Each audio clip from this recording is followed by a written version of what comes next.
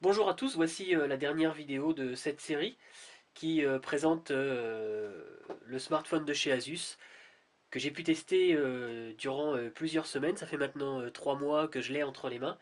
C'est donc le modèle Asus Zenfone Selfie. Cette vidéo est un peu la vidéo de conclusion. Après 3 mois, on peut faire un peu le bilan et voir ce qui m'a beaucoup plu, ce qui m'a peut-être un petit peu moins plu.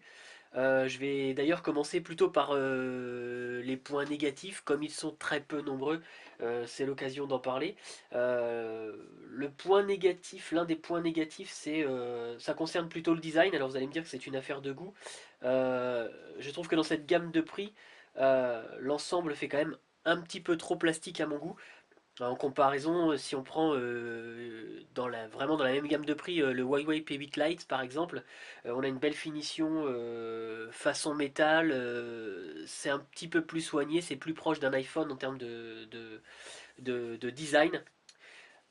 Autre point qui ne me satisfait pas non plus complètement, c'est cette forme bombée au dos. Bon, là, il y a une coque qui a été rajoutée par-dessus, mais on a vraiment une forme bombée.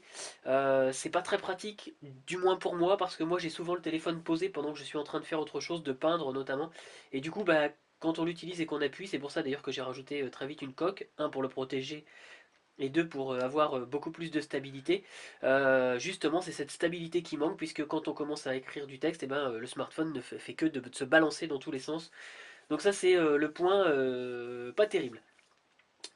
Autre point un peu négatif, peut-être dernier point négatif, euh, c'est l'appareil photo. Alors l'appareil photo, pas d'une manière générale, je vais en revenir dessus aussitôt après. L'appareil photo frontal. La partie frontale de l'appareil photo qui nous était annoncée comme étant aussi bonne que l'appareil photo basique, classique de tout smartphone, pardon, eh bien, j'ai quelques grosses réticences quand même au bout de 3 mois d'utilisation. La mise au point, elle est quand même très aléatoire. L'éclairage, pas terrible. Bon, c'est voilà, c'est encore à travailler. C'est encore un point qui est pas extraordinaire. Alors certes, c'est bien mieux que beaucoup de smartphones euh, à l'heure actuelle, du moins dans cette gamme de prix. Mais le souci reste quand même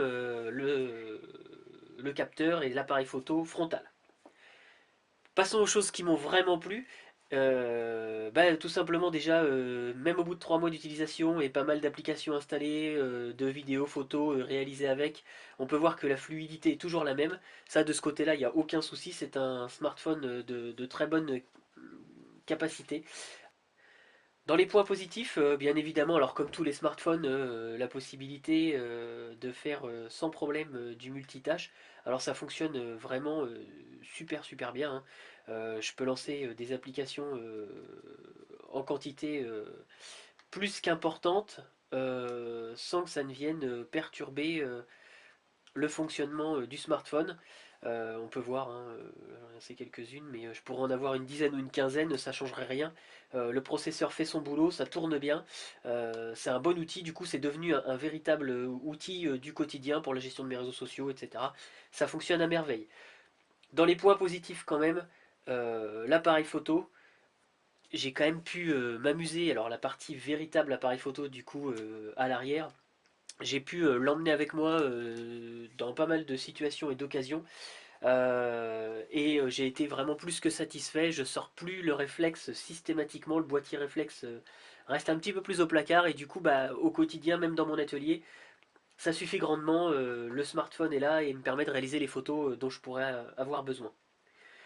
Voilà, en conclusion, quoi qu'il arrive, bah, je suis conquis. Je vais pas m'en séparer demain et je vais pas le remplacer demain par un autre, ça c'est sûr. Il est dorénavant dans mon quotidien. C'est mon outil vraiment de gestion à la fois pro et perso. Euh, j'ai une très belle expérience au final avec ce smartphone, l'Asus Zenfone Selfie 2, euh, qui a vraiment beaucoup de qualité, notamment pour un smartphone dans cette gamme de prix. Donc si je devais le recommander, globalement, oui, ce serait un grand oui.